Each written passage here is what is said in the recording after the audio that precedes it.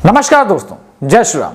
आज जो मैं कहने वाला हूं वो पिछले 43 सालों में भारत की धरती पे जन्मा ना तो किसी नेता ने कहने की हिम्मत की, न शायद कोई भविष्य में करेगा। 1975 से 77 तक जो इमरजेंसी चली और जो जेपी आंदोलन हुआ, इस देश की बर्बादी का मूल समस्या, मूल जड़ वहीं जन्म लिया था। वहीं से बर्बादी की शुरुआत हुई थी। जेपी आंदोलन ने अति महत्वाकांक्षी जातिवादी और कम्युनल नेताओं को पैदा किया। उदाहरण के तौर पे लालू प्रसाद यादव, जो कि माई समीकरण यानी मुस्लिम यादव वोट के लिए जीवन भर राजनीति करते रहे और जिनका दूर दूर तक सेकुलरिज्म से कोई वास्ता ना था। उसी तरह से नीतीश कुमार, सुशील मोदी और उत्तर प्रदेश में मुलायम सिंह यादव जैसे नेता पैदा हुए।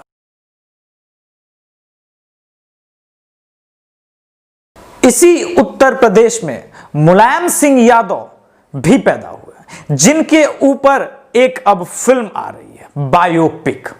तो क्या मुलायम सिंह यादव को दिखाया जाएगा कि वो कैसे सिर्फ यादव और मुसलमानों का नेतृत्व करना चाहते थे, उसके भरोसे यूपी की सत्ता के गलियारे से होते हुए प्रधानमंत्री तक बनने का ख्वाब पाले हुए थे?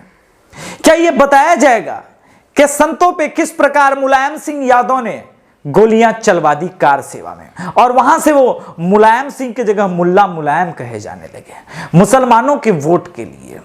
क्या यह बताया जाएगा कि गेस्ट हाउस कांड में एक दलित महिला के साथ जो कुकृत्य हुआ, एक दलित महिला को जिस तरह से अपमानित करने का प्रयास किया गया, और ब्रह्मदत्त द्विवेदी, जिसको मायावती अपना भाई मानती थी, उनके मरने के बाद उन्होंने उनकी विधवा के लिए, जो कि बीजेपी की कैंडिडेट थी, उनके लिए प्रचार किया। उसी सपा के लोगों ने उस ब्रह्मदत्त द्विवेदी, जिस इंसान ने अपना कुर्ता पहनाया था उस दलित महिला को, जिसको गेस्ट हाउस कांड में अपमानित किया गया था, क्या मुलायम सिंह यादव के इस फिल्म में दिखाया जाएगा? इंदिरा गांधी का सीन दिखाया जा रहा है, इमरजेंसी लगाए हुए। अब मैं दोस्तों एक बात कहता हूं, मैंने कहा था कि मैं कह रहा हूं कि 43 सालों में किसी ने हिम्मत नहीं की। लालू प्रसाद यादव हो, सुशील मोदी हो, नीतीश कुमार हो या फिर मुलायम सिंह यादव, ये जेपी आंदोलन की उपज थे। जेपी आंदोलन ने भारत की शिक्षा व्यवस्था को लगभग 5 सालों तक पूरी तरह से ठप कर दिया।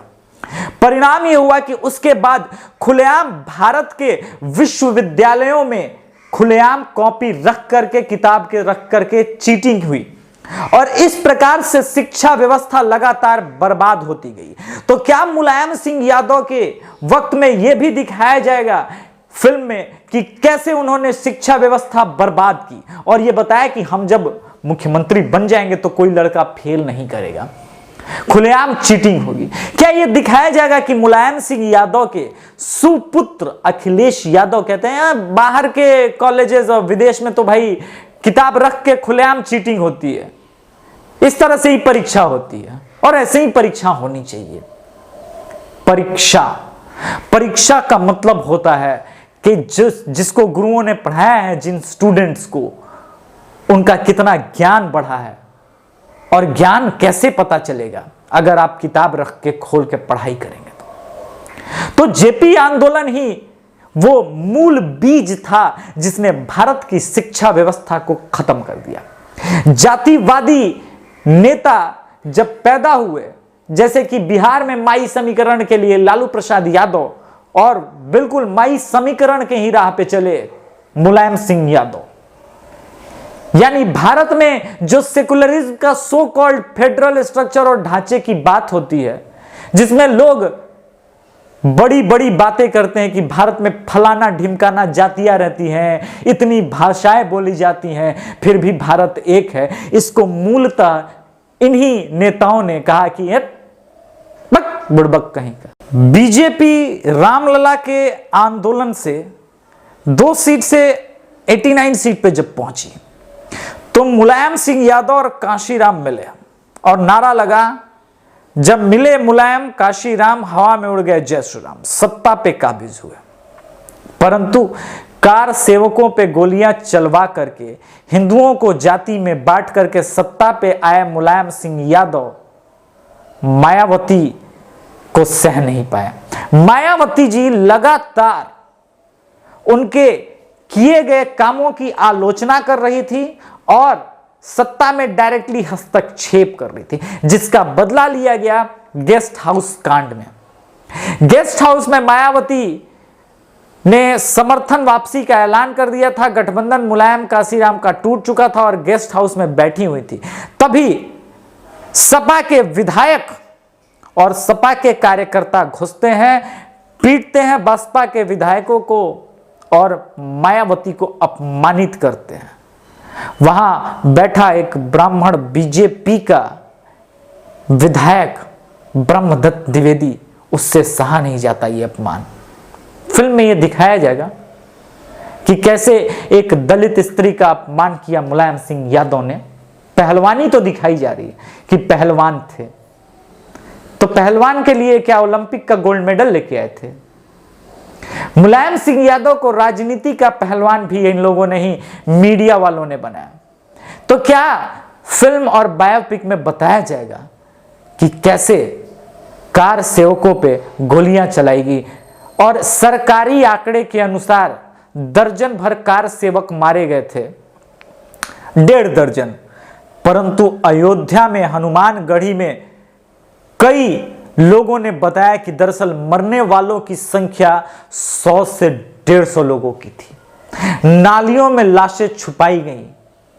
जय श्री राम का नारा लगा रहे लोगों पे गोलियां चलवाने वाला मुलायम सिंह यादव 2016 में कह रहा था कि मुझे अफसोस नहीं है कि मैंने उन पे गोलियां चलाई थी। यह भी दिखाया जाएगा। नहीं, मैं पूछना चाह रहा था कि भाई बायोपिक बनाई है तो बायोपिक तो अब पूरा कंप्लीट हो गया है। यह भी दिखाया जाएगा कि कैसे अपने पुत्र मोह में अपने भाई शिवपाल को छोड़ दिए। यह भी दिखाया जाएगा कि समाजवाद के नाम पे मुलायम सिंह यादव ने कैसे पूरे के पूरे परिवार में सफाई नहीं, खलेरा, फुफेरा, चचेरा, ममेरा, भाई, बंधु, भतीजा, फुफेरा भतीजा, चचेरा भतीजा, पता नहीं दूर दूर तक के रिश्तेदार एमएलए बनते गए, ग्राम पंचायत में जीतते गए, मुखिया से दुखिया से लेकर के वार्ड कमिश्नर से लेकर के सब एक परिवार के लोग बनते गए। समाजवाद और परिवारवाद में कोई अंतर नहीं रहा। ये फिल्म में दिखाया जाएगा। इसीलिए मैंने कहा कि जेपी आंदोलन से निकले हुए इस भ्रष्ट और कम्युनल चेहरे को पहचानिएगा। मुलायम सिंह यादव मेरी नजर में भारत के सबसे गिरे हुए राजनेताओं में से एक है, जिसने न केवल हिंदुओं को जातियों में बांटा बल्कि सनातन धर्म का सर्वनाश लगभग कर दिया। यादव यदुवंशी क्या टूटे सनातन धर्म से, सनातन धर्म की एक बेल शाखा नहीं टूटी। दलित, ओबीसी, सवर्ण कार्ड खेले गए खुल के सत्ता के नाम पे और हिंदुओं को तोड़ दिया गया। और माई फॉर्मूला बनाने के लिए वही कि तोड़ दो सनातन धर्म को जाति के नाम पे और मुसलमानों का यूनाइट वोट लेकर के सत्ता पे पहुंचो, चाहे तुम्हें बाबरी मस्जिद के नाम पे हिंदुओं पे गोलियां क्यों न चलानी पड़े। क्या मुलायम सिंह यादव बताएंगे कि जिन पे गोलियां चलाई गई थी उसमें से कितने यादव थे, कितने भूमिहार थे, कितने ब्राह्मण थे, कितने दलित थे, कितने आदिवासी थे। राम नाम का शब्द इस देश की संप्रभुता, अखंडता, एकता को एक सूत्र में पिरो देता है। वही राम नाम है। और राम नाम ले रहे कार सेवकों पे जिस तरह से गोलियां चली और अफसोस आज तक नहीं जताया। गर्व है इस आदमी को। उसके ऊपर बायोपिक बन रही है। मुझे याद आता है कि कैसे संजू पे, एक संजय दत्त पे बायोपिक बनती है। दाऊद इब्राहिम पे तो कई बायोपिक बन चुकी हैं। तो इसी तरह के लोगों का महिमा मंडन किया जा रहा है बायोपिक बना करके। दोस्तों, मैं एक बात बता दूं, आपने आज तक बहुत सारी फिल्मों का विरोध किया होगा। आर्यावर्त सनातन संगठन से जुड़े हुए तमाम मित्रों, देश भर में मुलायम सिंह यादव के खिलाफ, इस बायोपिक के खिलाफ विरोध होना चाहिए। इसने सनातन धर्म के पीठ में छुरा घोंपा है। जय श्री राम।